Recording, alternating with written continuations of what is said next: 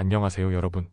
오늘의 흥미로운 영상 내용은 공화당 상원의원 2명, 피트 헤그세스 국방장관 인준 반대, 그리고 알코올이 건강에 미치는 영향과 과학적 논란에 관한 것입니다. 우선 좋아요 버튼을 누르고 채널 구독 및 알림 설정도 잊지 마세요. 여러분의 관심과 지지가 저희에게 큰 힘이 됩니다.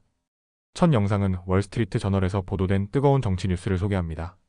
미국 상원에서 피트 헤그세스 국방장관 후보의 인준 투표를 둘러싼 논란이 커지고 있습니다.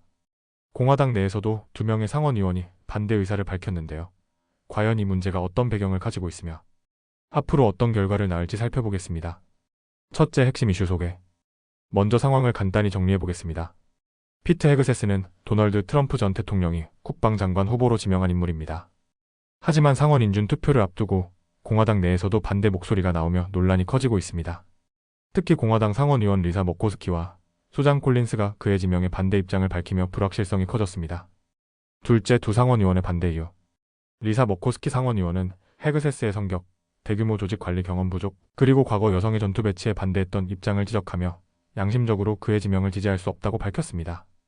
수잔 콜린스 상원 의원 또한 그의 군 복무에 대한 공로를 인정하면서도 국방장관으로서 필요한 경험과 관점이 부족하다는 점을 우려했습니다. 셋째, 논란의 배경. 헤그세스의 지명은 처음부터 논란의 중심에 있었습니다.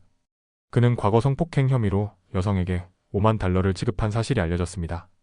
본인은 이 혐의를 부인했습니다. 최근에는 전 처제가 그의 알코올 남용과 변덕스러운 행동에 대해 선서, 진술서를 제출하며 논란이 재점화되었습니다. 심지어 그의 전처가 과거그로 인해 옷장에 숨은 적이 있다는 주장도 나왔습니다. 헤그세스는 이러한 의혹을 근거 없는 중상모략이라며 부인했습니다. 그는 자신이 술 문제를 가진 적이 없으며 이러한 주장은 정치적인 공격이라고 반박했습니다. 넷째, 상원 내 반응. 공화당은 상원에서 53석을 차지하고 있지만 민주당이 반대한다면 헤그세스는 공화당 내에서 3표 이상의 이탈표를 받을 여유가 없습니다. 일부 공화당 상원 의원은 헤그세스를 지지하겠다고 밝히지 않았습니다. 특히 톰 틸리스 상원 의원은 새로운 정보를 확인하고 있으며 최종 투표까지 신중히 접근하겠다고 밝혔습니다. 반면 일부 공화당 의원들은 이 논란을 태복한 브렛 캐버노의 인준 논란과 비슷하다고 보며 헤그세스를 지지하고 있습니다. 다섯째, 결과 전망과 결론. 헤그세스의 인준 투표는 극적으로 치러질 가능성이 높습니다. 국방장관 자리는 국가 안보에 직결되는 만큼 보통 양당의 초당적인 지지를 받는 경우가 많지만 이번에는 상황이 다릅니다. 백악관은 헤그세스가 결국 인준될 것이라고 낙관하고 있지만 상원 의원들의 최종 결정에 따라 상황은 크게 달라질 수 있습니다. 이렇게 월스트리트 저널 기사를 바탕으로 피트 헤그세스 국방장관 후보를 둘러싼 논란과 그 배경을 알아보았습니다. 여러분은 어떻게 생각하시나요? 헤그세스가 국방장관으로 적합하다고 보시나요? 다음 영상은 월스트리트 저널에 실린 알코올 소비와 건강에 대한 흥미로운 논란을 다뤄보겠습니다. 과연 술은 건강에 이로운 걸까요? 아니면 해로운 걸까요? 최근 발표된 2개의 상반된 과학 보고서가 이 질문에 대한 논쟁을 더욱 뜨겁게 만들고 있습니다. 오늘 영상에서는 이 보고서들의 주요 내용과 앞으로 알코올 관련 지침이 어떻게 변화할지에 대해 알아보겠습니다. 첫째, 배경과 현재 상황. 현재 미국 식생활 지침에서는 남성은 하루 2잔, 여성은 하루 1잔으로 알코올 소비를 제한하도록 권고하고 있습니다. 하지만 올해 말 새로운 지침이 발표될 예정인데 이는 알코올 소비에 대한 기존 인식을 완전히 바꿀 가능성이 있습니다. 알코올은 심장병, 간질환, 그리고 여러 종류의 암을 포함한 다양한 질환의 위험을 높이며 매년 미국에서 약 17만 8천 명이 알코올 관련 사망으로 목숨을 잃습니다. 문제는 과연 적당한 음주가 건강에 이로운가에 대한 과학자들의 의견이 분분하다는 점입니다. 둘째, 첫 번째 보고서 위험성 강조. 한 과학자 그룹은 하루 1잔의 술조차 여러 알코올 관련 질병과 부상의 위험을 높인다고 주장했습니다.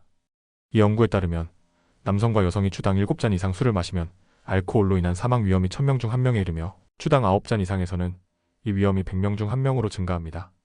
간경변, 식도암, 구강암 등의 위험도 하루 1잔의 술과 연관이 있다고 밝혔습니다. 보고서는 특히 폭음이 이로운 효과를 완전히 상쇄한다고 강조했습니다. 셋째, 두 번째 보고서 적당한 음주 예정. 반면 또 다른 연구는 적당히 술을 마시는 것이 전혀 술을 마시지 않는 것보다 사망 위험을 낮추는 것과 연관이 있다고 주장했습니다. 남성은 하루 최대 2잔, 여성은 하루 최대 1잔의 음주가 사망 위험을 약 16% 낮추는 것과 관련이 있다고 보고했습니다. 하지만 유방암 위험은 적당한 음주에서도 10% 증가한다고 덧붙였습니다. 이 연구는 술을 전혀 마시지 않는 사람들은 건강상의 이유로 금주를 선택한 경우가 많아 이런 요인이 데이터에 영향을 미쳤을 가능성을 지적했습니다. 넷째, 논란과 과학적 한계. 두 보고서는 방법론과 결론에서 큰 차이를 보이고 있습니다. 첫 번째 보고서는 알코올 소비로 인한 위험성에 초점을 맞추고 알코올 관련 질병에 의한 사망 위험을 강조했습니다. 두 번째 보고서는 더 넓은 범위의 데이터를 사용해 적당한 음주의 이점을 논의했습니다. 하지만 전문가들은 음주 습관에 대한 설문조사를 기반으로 한 연구는 과소보고의 가능성이 있으며 알코올이 실제로 건강에 유익한지에 대한 직접적인 원인 관계를 밝히기 어렵다고 말합니다. 다섯째, 알코올 소비와 개인의 선택. 결국 전문가들은 개인이 자신의 건강 상태와 생활 방식을 고려해 알코올 소비를 조절해야 한다고 조언합니다. 알코올은 소량이라도 암 위험을 증가시킬 수 있습니다. 폭음은 특히 건강에 해로우며 적은 양이라도 정기적으로 섭취하는 것이 더 나을 수 있습니다. 유전, 흡연, 운동 습관 등 개인의 위험 요소를 고려해 음주 여부를 결정하는 것이 중요합니다. 여섯째, 앞으로의 전망. 이 두 보고서는 올해 말 발표될 미국 식생활 지침에 큰 영향을 미칠 것으로 보입니다. 알코올 소비에 대한 새로운 기준이 도입된다면 이는 소비자와 알코올 산업 모두에 큰 변화를 가져올 수 있습니다. 이처럼 월스트리트 저널에 실린 알코올 소비와 건강에 대한 두 가지 상반된 연구를 소개해드렸습니다. 여러분은 하루 한 잔의 술이 건강에 이롭다고 생각하시나요? 아니면 해롭다고 생각하시나요? 오늘은 여기까지입니다. 다음 영상에서 더 유익하고 흥미로운 내용으로 찾아뵙겠습니다. 이 영상은 투자 의견이 아닙니다. 매우 감사합니다.